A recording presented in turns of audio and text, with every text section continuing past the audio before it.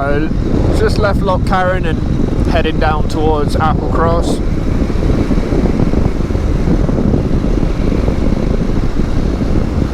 Each and every one of these roads, like for instance this road that we're driving down right now, is like the showstopper road in Snakes Pass in the Peak District. It's like the iconic road, and yet up here this is just another road. This is just another road. Like, it's not loads of people parked up taking pictures like there is in the Peak District. It's just another road. They're all like this. I'm sure lots of guys travel on all sorts of bikes here. I've seen some retro Triumphs, obviously lots of adventure bikes, quite a few Harleys and stuff, but I don't know, I don't think I'd fancy this much on my Bonneville. Definitely doable, but oh, they're getting run over by a lorry in a sec.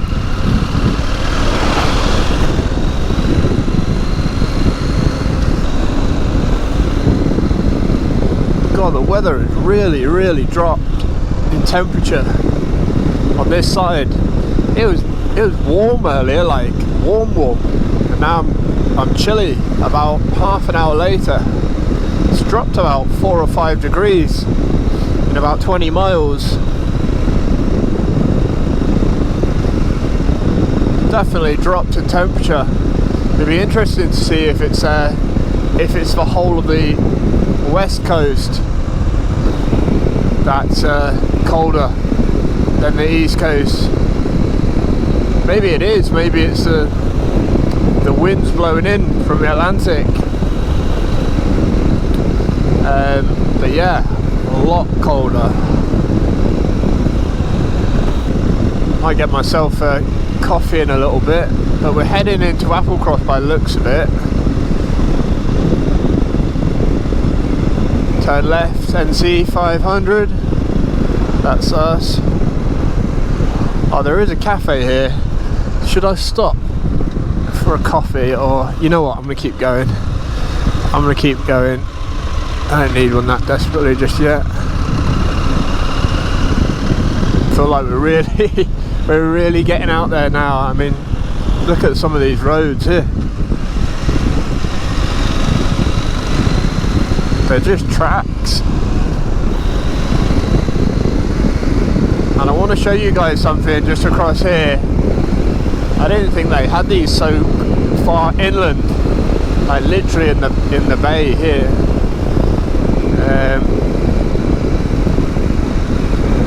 Just around this corner. Road normally impassable in winter conditions. I'm not surprised, because it is meant to be a warm day today and it is dropped massively here. It feels really exposed, this bottom corner of the Highlands. Yeah, look at this. We've got a oil rig right in the harbour there. Like I say, I didn't think they had them out here. Thought they were further into the sea. Right, so this is the drive through into Applecross. Well, hopefully it's warmer in Applecross than it is here.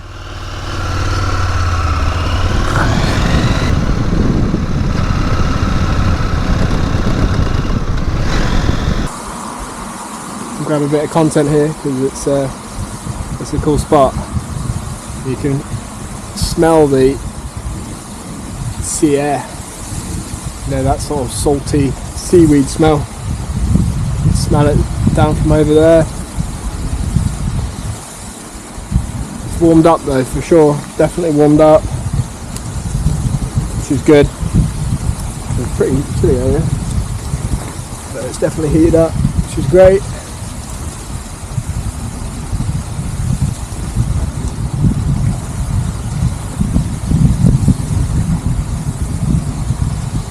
So this little single track route here takes us to Applecross, which is the other side of this range, and that's where the beach is, Applecross Beach. I believe it's quite a nice spot over there.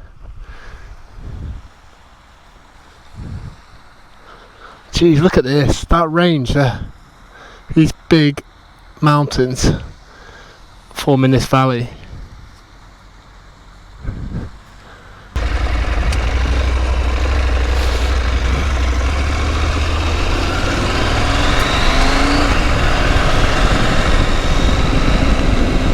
So when I parked up just before, which is about half an hour ago I spent there, when I parked up it was 14 Celsius and now it's saying it's 23 here. Might drop a little bit, 22, but it is considerably warmer. This place has got a strange climate, just kind of changes every hour.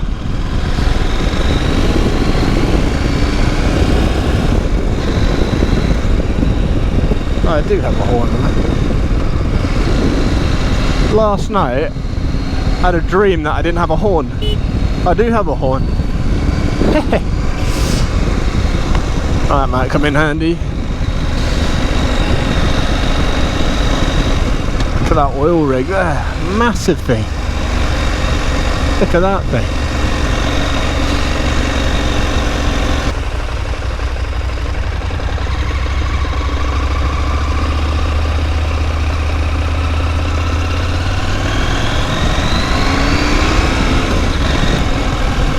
Wow, that's crazy.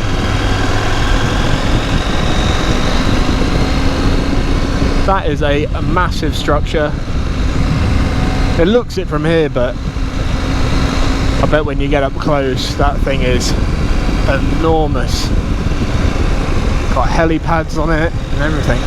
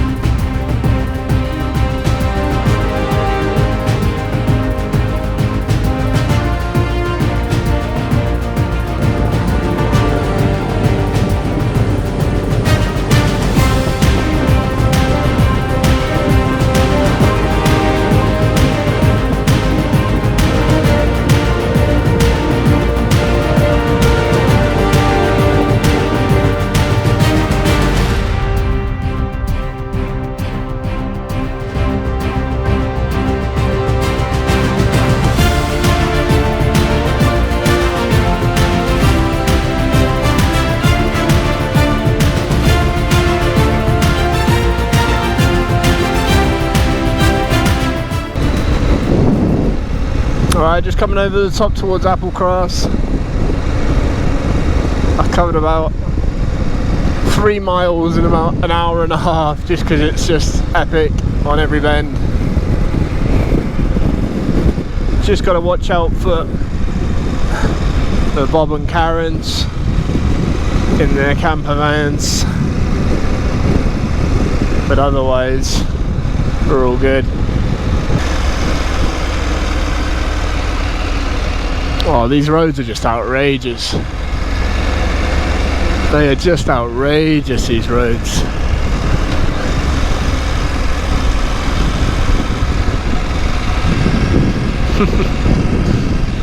Wowzers.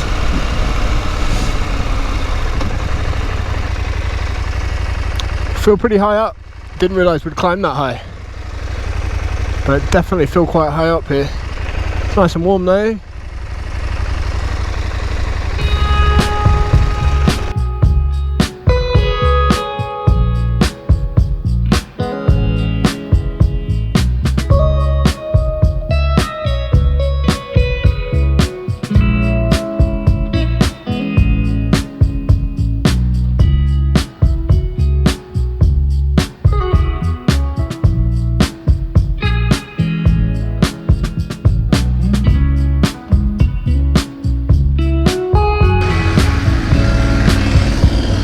Righto, quite a busy coffee shop today.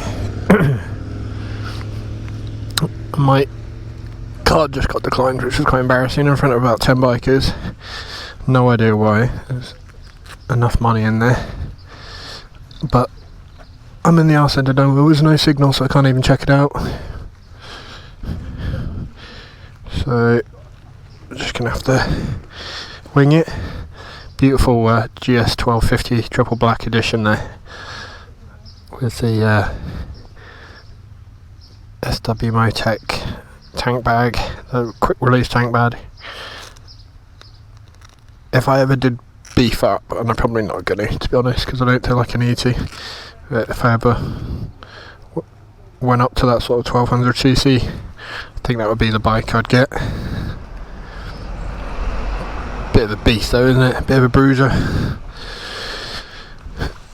Alright. Keen to keep going. Hopefully the sat nav picks me back up soon enough. The only problem with the Kalimoto app, and it's not really a problem I guess, but I've obviously got the GPX file for the NC500 route, which is like, you know, 3 to 5 day route or whatever. I kind of sometimes lose track of how far I've got to go for the rest of the day, and I know I could break my rides up and build my rides per day and then just activate each ride in section, but you know, right now as it stands, I don't know how far I'm away from Ullapool without really messing around, and therefore I don't know how I'm tracking for time. It's like 10 to 3 now. Could be 2 hours away, it could be half an hour away. So just one small thing there. And then if I try and zoom out as well, it doesn't allow me to zoom out in portrait, but it does in landscape. So a few little things like that, a little bit irritating just with the software on it. Overall it's a good app though. Oh, I just stopped for 5 minutes, have a drink.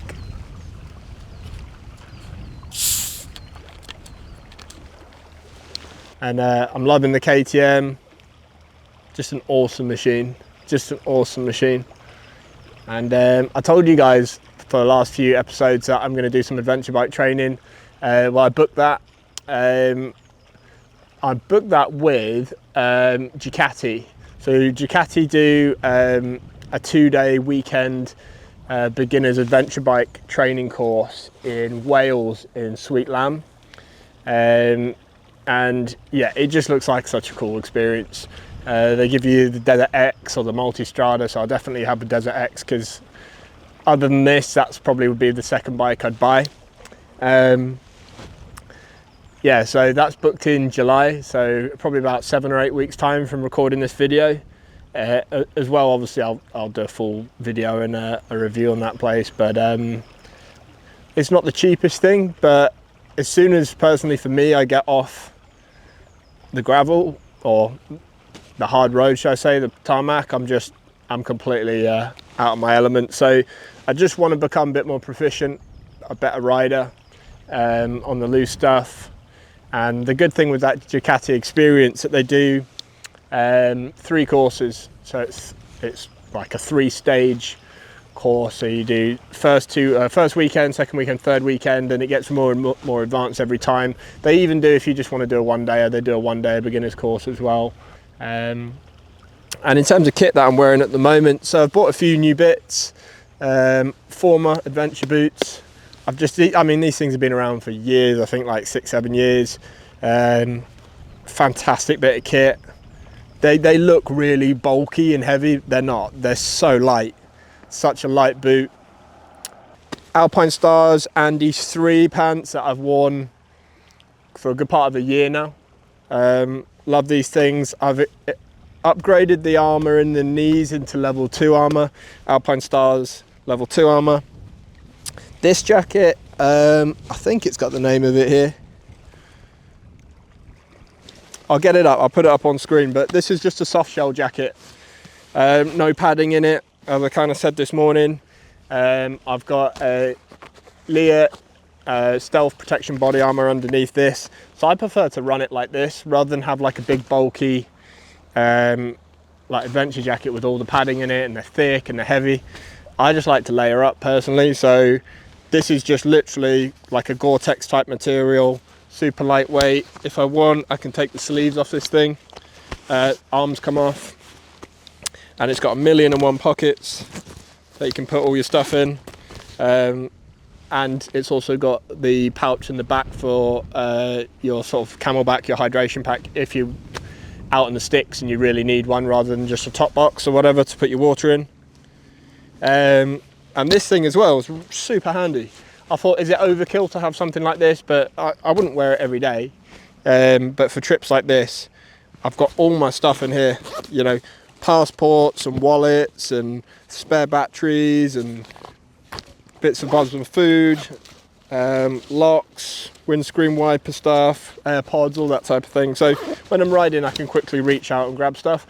And I thought, when I'm doing my European road trips, passport, documents, all that, when I'm at the toll, don't want to be getting off the bike, going into the luggage to dig my stuff out. I can also do that type of stuff with a tank bag as well. Yeah, but personally, that's kind of how I want to run it. Helmet that I'm riding as well is the Bell MX9, I want to say. It's okay. It's okay. I think these things they're quite kind of entry-level helmets in terms of price point. I probably will upgrade this helmet at some point. This is just a bit of a crash and bang. You see like 1,000,000 chips and scuff marks all over it. It's not been treated very well. My main gripes with the helmet are the weight. It's quite heavy. It's based on the dirt bike helmet, but it's the adventure version. So you've actually got the visors, with the dirt bike obviously has no visor with it. But the downsides to that as well are wind noise and wind protection. So within here you've got no chin curtain, and the cheek pads just sit where they are. They don't protrude over the top. So it is quite a noisy helmet. It's also quite a heavy helmet. So for vlogging and stuff, which I do on YouTube, I kind of would like to improve that, because once you stuck the camera on the front, it's quite a weighty thing, and then you're riding around. Like yesterday I had that on for 10 hours and it's okay, but it could be a little bit better. So it's a bit of a rundown on sort of gear and stuff that I'm wearing.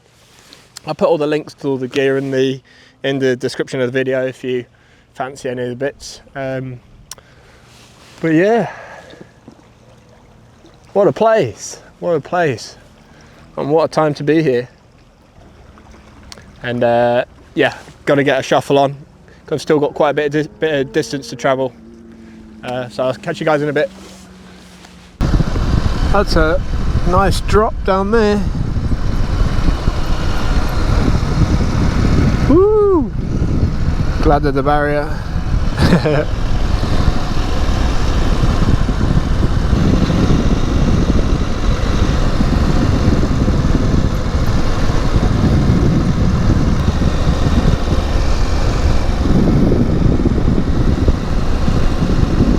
We're just on our way to Shildag. I've been told by a few of my mates that have done the NC500 in cars that this is a must place to sort of stop off and check out.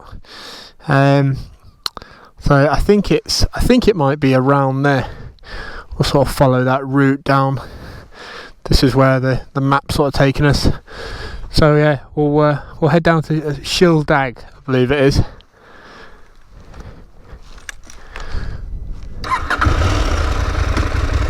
It's probably pronounced nothing like that, but we'll go with Shildag.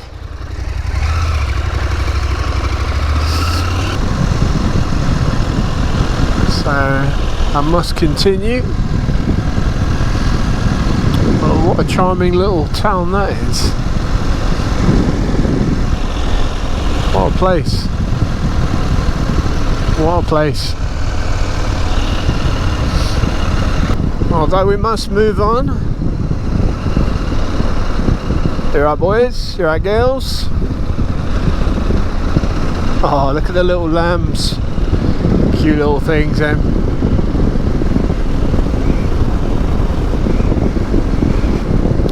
can see why people say 5-day minimum. There's just so much to see and do, particularly if you're in a group, because everything takes a little bit longer in a group.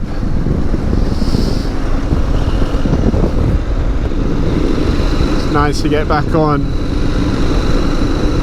2 lanes again, so we've got Bob and Karen trying to swerve into me every 5 minutes. Bloody Bob and Karen. Bloody Bob. Bloody Karen.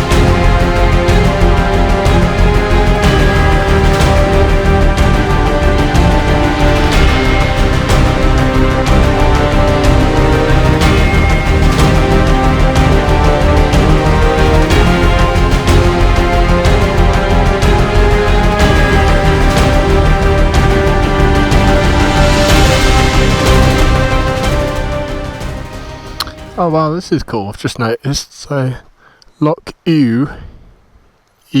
Oh fucking! Why can't I pronounce anything? I went to Wales. I couldn't pronounce anything, and now I'm in Scotland and I still can't. Anyway, Loch Ewe. I don't know. Right, guys. As always, I can't pronounce any of these places. First it was Wales, now it's Scotland, but Loch Ewe I'm going to go with. A safe haven during World War II. Essentially out here in this bay used to have up to 90 to 95 Royal Navy merchant vessels, and they had mines and a wire like mesh net to protect it from submarines and attack, and then they had all sorts of gun towers around the little lock bit in here to protect it from aircraft attack. You wouldn't think it, would you? Miles out here on the west coast. Played quite a key part of maritime warfare in World War II. And they're saying that the lock was a base for Arctic convoys. These ships provided essential supplies to war-torn Russia. Along a route described by Winston Churchill as the worst journey in the world, the crumbling concrete towers, rusting metal posts, and old gun emplacements around the lock are evidence of this remarkable wartime story. Wow. You wouldn't think that. I literally just pulled up because my back hurt, and in every little place you stop there's some history and a story. That must have been quite a sight, that. I wish they put some pictures. There must have been some pictures of all 90 to 100 vessels all parked here. Right, let me just dig out the map because I just want to show you guys where we're at. Okay, so we are, let's have a look. Let's dig the whole thing out. Right, I would say we are, so we've come up here. Where are we? We're here. Yeah, superb. Right, so I'm currently here. This is what you see right now. Yeah, Loch Iwi, which I couldn't pronounce. Loch Iwi. So we're here. So I've still got to come around here, staying here tonight. So today we've done Garve all the way round. Currently here. Still need to do that last bit. It's definitely taken longer than I thought. Right, let's pack up, hit the road. Oh guys, what an hour I've just had. So where I left you last, I pulled over a quick break. I was 22 miles out from Ullapool, and I had 2 bars left, 2 out of like 6 bars left on my fuel, and then all of a sudden it just went warning light, low fuel. So yeah, it basically said I had barely any fuel left. So it said I had 21 miles to go. 21 miles of fuel, 21 miles of fuel, and it was 22 miles away to here. So I literally just kept it in fourth. Sorry, I can't even talk properly, I'm so tired. I kept it in 6th gear, 2,000 revs, 40 miles an hour for 22 miles. Like, walked it here. And yeah, it was on fumes, literally fumes, because I pretty much put 20 litres back in the tank.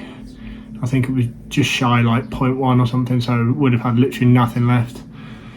So that was scary, because the whole time I came down I barely saw anybody or any cars, because it's 7 o'clock when I got into town and most people were done for the day.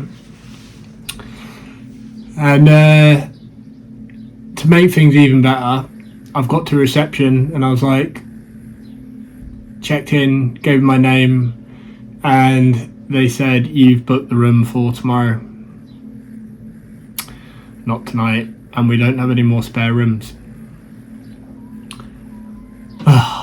It's because literally, like, I was just booking loads of trips on booking.com like a few weeks ago. This is in between like work and emails, and I cancelled loads and I booked loads, and I think I've just got confused what day I was meant to be here, because I checked all my other reservations, they're all fine, but it was just this one. I booked it for tomorrow, and I spoke to the hotel manager and she says I have 1 room free because the water pressure's not working very well, or at all, depending what time of day it is. So luckily she let me do a straight swap from tomorrow to today. But that means no food or anything like that with the booking. So, oh, what a day. What a day. That took so much longer than I thought. So much longer. I was looking at that route today going, I'll be here for like 1 or 2 o'clock, 7 p.m. I left at like 9:30, 10 o'clock. I didn't even stop for lunch today. I haven't eaten any lunch. I haven't eaten since breakfast pretty much, other than a quick coffee. Oh, yeah, tough day. And tomorrow looks like it's going to be a challenging day as well, because I was going to stop in Durness tomorrow from Ullapool, and I thought, oh, it's only like 70, 80 miles. There's no point. Like, I'll be here forever otherwise if I'm just doing it in little stints like that. And so I basically decided to pick a spot near John O'Groats. So I know that could be a challenging day. That could be quite a challenging day tomorrow, quite a distance. So, tired guys, tired. Such a good day though, just mint day. Best day of the NC so far. I really enjoyed it. And the bike's just out there as well, so I can keep an eye on it tonight. Right, moment of truth. Should we check out this water pressure? See what we are saying.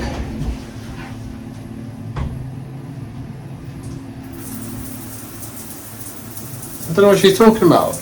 I mean, it's not bloody Niagara Falls or anything, but I can shower, isn't it? I'm alright with that. That'll work. Let me just flip the camera around, I'll show you the room. Cool, right. So let me show you guys the room. It's a fairly basic room, but nice double bed, TV, bathroom with water pressure. Thank you very much. And the wardrobe. There's the beast there, hiding by herself. And yeah, everything I need. So,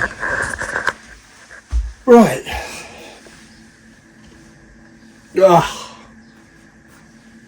I'm gonna. Part of me is just like, you know what?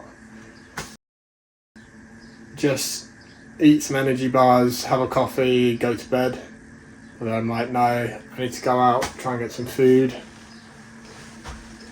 Somewhere, I don't know if this is a place, like a big town or not. Tell you what, let's have a wander. Need to get out motorbike gear because I look crazy at this time of night, innit? And yeah, see if we can get some food. Be quite handy.